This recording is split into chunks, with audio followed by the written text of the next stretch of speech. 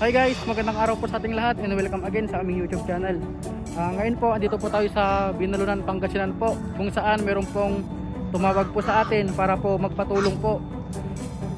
Yung gagawin po natin dito, tuturuan po natin sila i-convert po yung dating piggery po nila sa concrete pan po.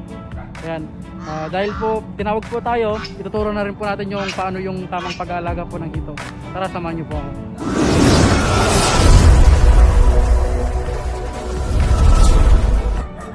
At ayun nga guys, ito po yung location po nila kung saan ito po ay medyo papuntang bukid na po. Kung napapansin nyo po, meron po silang papaya at saka kalamansi. At meron din po silang alagang mga manok, pato, saka mga gansa po. Yan. At po yung ipapaturo po nila sa convert po. Yan. Ito po ay mayroon pong lamang baboy po dati, saka mga kambing na rin po. Yan, kung napapansin nyo, meron pang mga dumi dyan. Yan. Ito ay meron pong 5 butas. Ito, ang sukat po nito 1.5 meters by 4 meters. Yan, pati dito ganun din po. At itong tatlong ito nasa 2.5 by 2.5 meters po. Ito po yung papaturo po nila para po gawing concrete pan ng hito. Yan.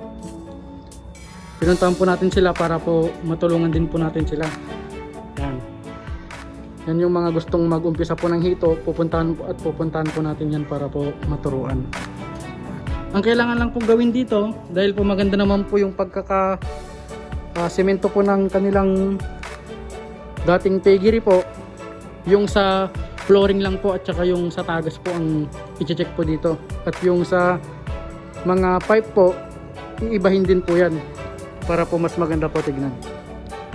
So magiging resulta po nito guys ay papakita ko po sa next video.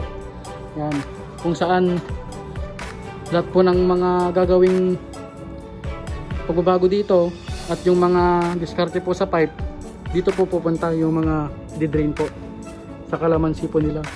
Yan, sa kanila po lahat yan. I-update ko na lang po kayo guys pag natapos po itong convert po sa piggery to concrete pan po. So ayun lang guys, maraming salamat po. Kung bago ka pa lang sa aming channel, don't forget to click subscribe button, notification bell para laging updated sa sunod pa naming videos. Ayun guys, salamat po.